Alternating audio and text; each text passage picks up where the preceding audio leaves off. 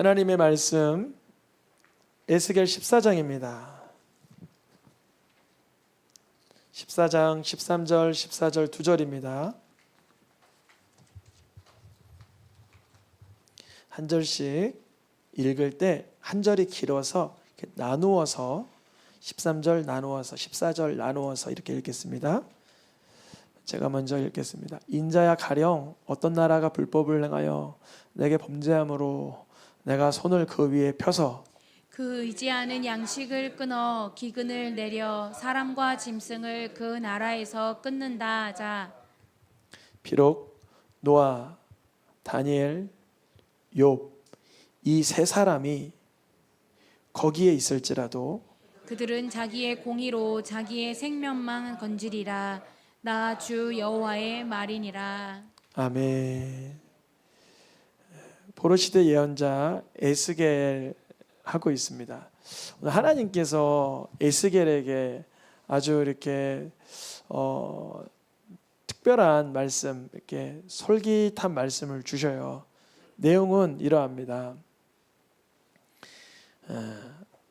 어느 나라, 민족, 시대마다 하나님께서 그 나라를 끊어버리는 때가 있죠. 소돔과 고모라, 노아의 시대, 북이스라엘, 남유다, 그리고 아수르, 바벨론, 그리고 페르시아, 그리고 그리스 헬라, 로마 시대 끊고 계속 어떤 하나님의 그 말씀의 규준에 너무 이게 엇나가고 악한 자가 하나님의 택함을 받은 자를 이렇게 악으로 뛰어넘어가려고 할 때 도무지 의로운 자가 악한 자에게 영향을 끼치는 게 아니라 이제 완전히 암흑이 사망이 드리워질 때 하나님께서는 이제 사람과 짐승을 멸절시키는 그런 일이 시대마다 있었어요. 물론 우리는 이제 동일한 인간인지라 어느 지역에 어떤 홍수가 나거나 지진이 나거나 감염병이 돌거나 전쟁이 들면 물론 도와야 하죠. 이제 우리가 이제 동일한 피조물이기 때문에 동정하고 긍휼히 여기고 불쌍히 여기는 하나님 기뻐하십니다. 하나님이 징계를 낼 때 징계받는 자를 향하여서 긍휼히 여기는 마음을 기뻐하세요. 남유다가 징계받을 때 주변 나라 국가들이 아유 겉봐 내가 너 징계받을 줄 알았어. 그러면 하나님이 그 입술 긍휼 없는 자에게는 긍휼 없는 심판을 그대로 또 속히 버리십니다. 그래서 하나님께서 하나님의 말씀을 범죄하여 그 나라 그 민족을 끊는다고 하자. 그런 일이 발생한다고 하자 하면 에스겔에게 알려주시는 거예요. 그럼 어떻게 하면 좋으냐?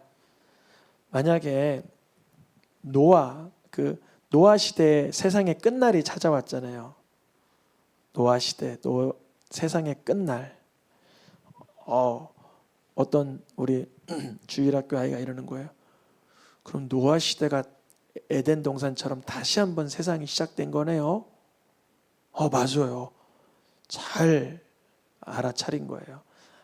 아담이 첫사람으로 에덴에서 하나님의 사명을 받았다면 노아는 새롭게 물로 이렇게 뭐랄까요?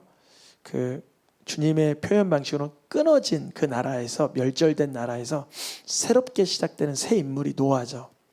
근데 그 노아가 한 사람이 버티고 있고 지금 에스겔이랑 동시대 사람이 누구죠? 이 셋 중에?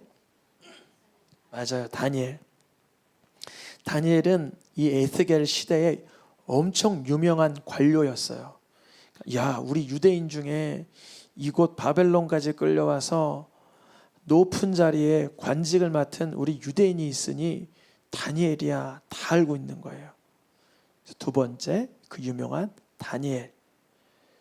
그리고 아마 아브라함 정도의 동시대 인물로 추정될, 아브라함도 물론 믿음의 조상이지만 아브라함은 이야기를 들어보면 참 거짓말도 하고 또 거짓말도 하고 하나님 뜻을 못 알아듣기도 하고 그래서 대표적인 의인을 누구로 썼냐면 여기서 욥을 쓴 거예요. 욥은 하나님이 극찬을 한 사람이란 말이죠. 하나님께서 엄청나게 칭찬하신 사람이 욥이잖아요. 그래서 노아, 시대의 새로운 인물, 다니엘, 에스겔이 살고 있는 그 시대의 최고로 출중한 사람 욥, 의인 중에 의인, 하나님이 칭찬하신 분, 이 세 사람이 멸망받을 나라에 3명이 거기 있을지라도 주님이 한 사람만 있으면 멸절하시 아닌다고 했는데 여기서의 표현은 다른 이야기를 하시는데 그들은 자기의 공의로 자기의 생명만 건지리라. 자기의 공의라는 것은 누구의 공의를 말하죠? 이 3명, 노아 각자, 다니엘 각자, 욥도 각자, 요 각자의 공의로 다른 사람을 건져줄 의로움의 그런 레벨이 되지 못한다는 거죠. 그들은 자기의 공의로 자기가 하나님 앞에서 회개하고 은혜를 깨닫고 엎드려지고 하나님의 구원을 경험할런지 모르지만 자기만 건질 수 있는 정도의 수위이다. 그러한 정도의 용량이다. 용량이 그만큼 용량이다. 노아의 용량, 다니엘의 용량, 욥의 용량은 거기까지만이다. 이 얘기를 얼마나 중요한지 4번을 반복해요. 같은 얘기를. 오늘 읽었던 13절에서 14절 첫 번째 노아와 다니엘, 욥이 있을지라도 누구만 건진다? 자기만 건진다. 또 똑같은 얘기입니다. 다음 구절에 이번엔 기근이 아니고 사나운 짐승을 다니게 하여 그 짐승 때문에 어떠한 지역이 황폐하게 되어서 사람들이 못 다닐 정도의 어떤 폐허가 되었다고 하자 비록 이 3사람 노아, 다니엘, 욥 반복하는 거죠. 같이 있을지라도 누구만 건진다? 자기만 정도 건지겠고 또 반복합니다. 3번째입니다. 칼, 즉 전쟁을 말하죠. 전쟁이 임했어요. 이 전쟁이 임하고 전염병이 임하고 칼이 임하고 하는 이유는 뭐냐면 오늘 읽었던 본문에 가령 어떤 나라가 하나님 앞에서 뭐 할 때 불법한다고 했을 때 이 가령에서 그거는 이제 생략을 한 거예요. 반복되는 말이라. 이 전쟁이 임할 때 거기에 그 지역에 노아, 다니엘 그리고 욥이 또 있어요. 그런데 그들은 자기만 건질 수 있다. 3번째죠. 이제 마지막 4번째. 하나님 앞에 불법하는 나라에 있어서 다시금 하나님께서 이들을 진멸해야 되겠다 하여서 전염병을 내려서 사람이든 짐승이든 가리지 않고 이제 멸절돼 가는 거예요. 이번에 코로나가 우리 사람한테는 위협적이었지만 동물들은 그렇게 위협적이지 않았죠. 뭐 동물이 많이 죽었다 이런 말 못 들었거든요. 근데 어떤 전염병은 또 사람도 짐승도 가리지 않고 뭐 이렇게 하는 게 있나 보죠. 그래서 그렇게 그런 전염병을 쏟았어요. 근데 그 지역에 노아와 다니엘과 욥이 있다고 할지라도 여전히 같은 말 반복하지만 자기의 생명만 건지리라. 무엇으로? 자기의 공의로는 자기의 생명밖에 건질 수 없는 것이다. 너희들이 아무리 유대인들이 노아를 존경하고 다니엘을 우러러보고 욥을 고대하겠지만 그들은 그들의 공의로는 자기 하나의 목숨을 연명하는 것이 전부인 정도의 용량이다. 그 정도의 의로움이다. 이렇게 알려주시는 거예요. 그래서 하나씩 점검을 해보면 먼저 첫 번째 인물이 누구예요? 노아. 노아는 하나님께서 얼마나 많은 이제 칭찬을 해주셨는지 의인이요, 완전한 자요, 하나님과 동행하는 자요, 말씀대로 준행하는 자요, 의로움을 보여준 자요, 말씀대로 다 준행한 자요, 이렇게 기록되어 있어요. 그럼 노아가 역시 괜찮은 사람이야. 그러니까 방주로 들어가라고 구원하셨지. 문맥을 이렇게 읽어갈 수 있지만 6장 9절 앞에는 몇 절이 있을까요? 6장 8절이 있겠죠. 이 모든 일이 하나님 보시기에 완전함으로 인정되고 하나님께서 동행하여 주시고 의로움이라고 보아주신 이유, 그래서 방주로 들어갈 수 있도록 하신 이유는 뭐냐면 노아의 자기의 공의로 인함이라기보다 하나님의 은혜를 입었더라 이거예요. 우리가 예배드리고 기도하고 말씀 생활하고 기도 생활하고 성령을 사모하는데 그 모든 것이 사실 우리의 속에서 자생된 에너지라기보다 하나님께서는 은혜 주실 자에게 은혜를 주셔서 하나님의 그 영광을, 하나님의 임재를 사모하게 만들어 주시죠. 그래서 노아 자신에게 충족스러운 공의가 있었던 것이 아니라 노아가 하나님께 은혜를 입어서 이러한 삶을 살아갈 수 있도록 주님이 이끌어가고 계시는 거예요. 그래서 노아가 이 시대에 있더라도 노아보다 중요한 거는 그 은혜를 갈망합니다. 하나님 앞에 은혜를 갈망합니다. 노아는 시대를 새롭게 한 대표적인 사람이지만 그가 그 방주에서 나와서 포도 농사를 하고 포도주를 마시고는 하나님께서는 내가 다시는 사람을 저주하지 않겠다라고 하나님은 마음에 선언하시는데 누가 먼저 저주하고 있어요? 노아가 자기의 자식과 손주를 저주하고 있어요. 노아는 완전한 자가 아니라 사실은 은혜가 절실한 자였던 거예요. 노아는 그 입술이 완전한 자, 하나님과 동행하는 자 그런 표현이 물론 있으니까 그걸 제가 거부한다기보다요. 하나님의 은혜가 있어서 그렇게 할 수 있었던 거라는 거죠. 두 번째 사람이 누구죠? 다니엘. 다니엘이 얼마나 출중하였냐면 교만한 사람들이 꼭 나는 다니엘 같은 사람이야 이렇게 얘기했어요. 다니엘 시대에. 에스겔 28장에 보니까 두로 왕이 자기 자신을 향해서 뭐라고 말하고 있어요? 두로 왕이 나는 다니엘보다 지혜로워서 은밀한 것을 깨닫지 못할 것이 없다라고 두로 왕은 자기 자신을 그렇게 평가해요. 그래서 하나님께서 두로야 너는 너가 지혜로워서 은밀한 걸 다 깨닫 거라고 생각했니? 라고 하면서 책망하는 장면이 이어지는데요.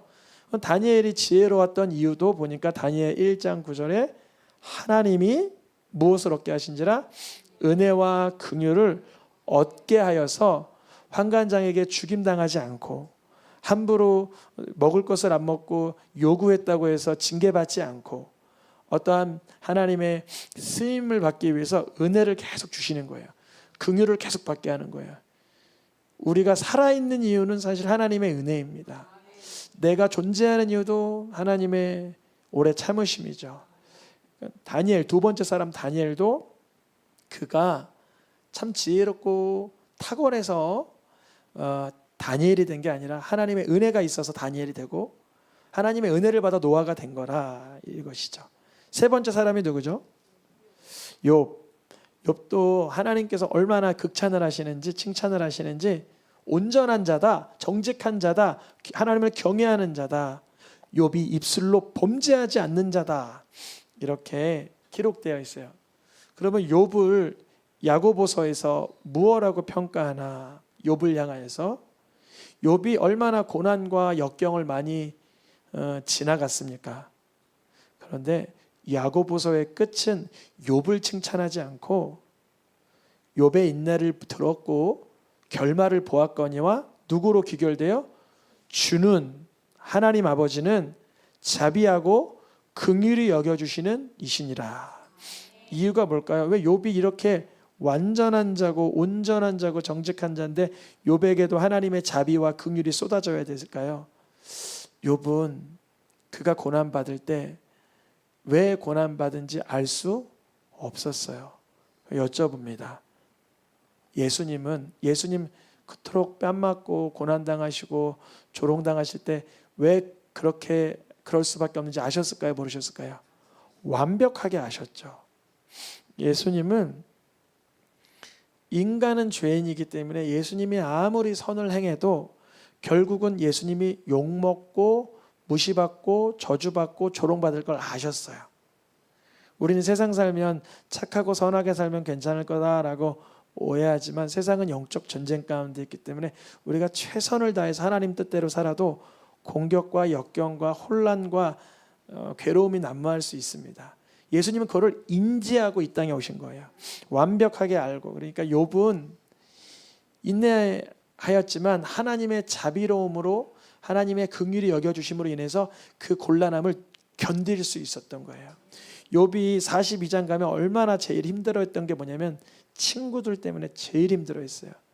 그래서 하나님이 자비하시고 긍휼히 여겨주시기 때문에 친구들에게 찾아가세요. 너희는 욥이 그렇게 고난받고 고통받을 때 욥의 말처럼 의롭지 못한 말들을 내뱉었다. 욥에게 가서 번제를 드려라. 욥에게 기도를 받아라. 이렇게 써 있어요. 욥이 누구를 기도해 줘야 되냐면 자기가 고난받고 힘들었을 때 자기를 조롱하거나 비난하거나 비아냥거리거나 그거에 공감해 주지 못한 이들을 위해서 기도해 줘야 되는데 감사하게도 욥은 하나님의 마음을 그때쯤 됐을 때 알아먹었어요. 아, 이 땅은 말씀대로 산다고 해서 물론 복이지만 고난이 있을 수 있구나. 그리고 알 수 없는 고난이 내게 밀려올 때 하나님의 알지 못하는 비밀한 일이 숨어 있는 것이구나. 그래서 자기를 향해서 괴로움을 안겨줬던 친구들을 향하여 기도할 때에 여기에 놀라운 비밀이 하나 있는데요. 욥이 친구들을 위해서 기도할 때에 하나님께서 욥에게 갑절의 복, 처음보다 더하는 복을 부어주셨다 알게 돼 있어요. 욥이 누구를 위해서 기도할 때? 친구 아니죠. 사실은 친구 아니고 왼수.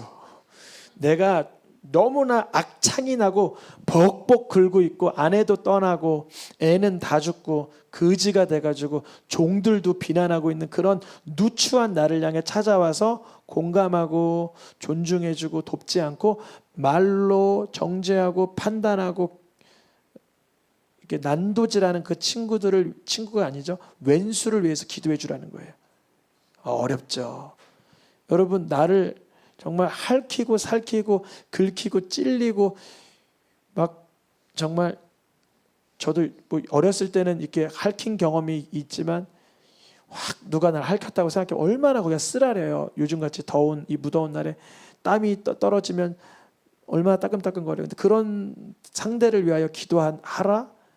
어렵죠. 근데 욥은 하나님의 자비와 긍휼을 경험하면서 자기가 이 알지 못하는 고난 가운데 주의 뜻을 따라야 되는 걸 귀로만 들었던 하나님의 그 말씀과 뜻을 이제 눈으로 보는 것처럼 믿음이 생성됩니다. 욥이나 다니엘이나 노아나 한결같이 그 자신들의 믿음 지켜내기가 쉽지 않았다는 거예요. 다니엘도 물론 자기를 고소하는 사람들이 고소할 걸 알고도 하루에 3번씩 기도했지만 다니엘서를 잘 읽어보면 다니엘이 깨닫지 못해서 고뇌하고 근심하고 갈등했다 그렇게 써 있어요. 그 총명한 다니엘도 하나님의 뜻이 무엇인지 몰라서 왜 내가 이렇게 고난과 역경과 이방 나라에 쫓겨와서 이런 수모를 받아야 되는지 근심하고 번민할 때 그때 알려주셨는데 예레미야 책을 보고 깨달아요. 아, 다니엘이 드디어 말씀을 보고 깨달아요. 기도하면서 응답이 돼요. 기도하던 첫날부터 응답받고 하나님이 은혜 주신 걸 경험해요. 다니엘이든 욥이든 노아든 그 각자가 물론 귀하고 은혜 받은 자들이지만 다른 사람의 영혼까지 신경 쓰기에는 매우 소량의 공의만 가지고 있었던 거죠. 적은 용량의 그런 의로움을 내포하고 있었다는 거죠. 사실은 자기 자신도 구원할 수 없었던 거죠. 하나님의 은혜가 아니면. 그런데 에스겔 14장은 어떻게 이제 반전이 일어나냐면 아까 전에 몇 번 반복했다 그랬죠. 같은 얘기를. 그게 이거예요. 칼과 기근과 사나운 짐승과 전염병이었어요. 그러면 만약에 하나님이 또 물어보시는 거예요. 만약에 이 4가지가 한꺼번에 내리면 어떻게 되겠냐 이렇게 물어보시는 거예요. 하나님 에스겔에게. 얼마나 무서워요. 아유, 욥도 다니엘도 노아도 감당할 수 없는 그만한 일들이 4개가 한꺼번에 내려지면 어떻게 하면 좋아요? 사랑과 증승이 다 끊어지지 않고 그 피해가 막심하지 않겠어요? 그런데요, 바로 이거예요. 이제 복음이에요. 그 가운데가 뭐예요? 전쟁이 일어났는데요, 먹을 것이 없고요, 전염병이 돌고요, 사나운 이리떼 같은 짐승들이 막 우글거리는 환경 속에, 그러니까 사면초가라 그러죠. 완벽한 그 포승줄로 묶어가지고 질질 끌려나가는 그런 상황 중에 그 피해는 심하지 않겠느냐? 에스겔의 대답은 네, 그렇겠어요. 노아도 못 견딜 거예요. 다니엘도 못 견딜 거예요. 그거 분명히 욥이라도 못 견딜걸요. 이런 대답이 있어야 되는데 하나님이 먼저 대답해 주실 이거예요. 그 가운데 피하는 자가, 남은 자가 하나님의 자녀들로 생성되어 나온다는 거예요. 우리는 고난 싫어요. 저부터가 싫어요. 저는 이렇게 일이 좀 꼬이고 하는 거 너무 싫어하는 타입이에요. 형통한 걸 좋아해요. 그런데 괴로운 일이 이 4가지가 중첩되고 막 휘몰아치는 가운데 피해가 막심할 줄 알았는데 알고 보니까 그 속에 남은 자가 있고 하나님의 위로가 내려진다는 거예요. 너무 신기한 거예요. 너무 신기한 거예요. 이상하리만큼 신기한 거예요. 오히려 그런 4가지의 재앙이 휘몰아치는 중에 남은 자들이 있어서 위로가 발생하는 그 순간, 이야, 이게 이유 없이 발생한 일이 아니네. 알게 되리라. 저도 잘 모르겠어요. 옆에 우리가 예배당을 쓰다가 지금 다음 달까지 쓸지 언제 쓸지 모르지만 이 어떤 지역사회 지각 변동이 막 일어나고 있어요. 생각지 못하는. 그런데 저는 믿음으로 선포했어요. 이 일의 결론이 나면 이유 없이 한 것이 아니라 하나님이 하고 계신 것을 알게 되리라. 이런 선포를 믿는 자든 믿지 않는 자들에게 계속 선포하고 있어요. 왜냐하면 그런 하나님을 신뢰하는 마음을 주셨기 때문에 그렇습니다. 다니엘도 노아도 욥도 당대의 그 시대에 다 그 세상이 멸망받는 상황 속에서의 노아, 나라가 멸망받는 상황 속의 다니엘, 자기의 집안 일가가 몰락하는 가운데 욥, 이 모든 자들은 그 속에 하나님의 은혜로 회복을 경험하는 거예요. 노아가 회복을 경험하고 욥이 회복을 경험하고 다니엘이 근심하여 번민하다가 말씀을 통해 깨닫고 회복을 경험하고, 그러니 이 4가지 재앙이 한꺼번에 휘몰아치더라도 하나님을 알게 되는 계기가 된다는 거예요. 하나님을 알게 되는 계기. 누굴까요? 우리가 노아와 다니엘과 욥은 우리와 하나님 사이에 중보자와 어떠한 그 변호자가 될 수가 없어요. 누가 우리의 중보자가 돼서 하나님과 사람 사이의 중보자가 될 수 있는 분이 누구세요? 그리스도 예수. 왜냐하면 예수님은 욥처럼 고난의 이유를 모르지 않으세요. 노아처럼 술 취하지 않으세요.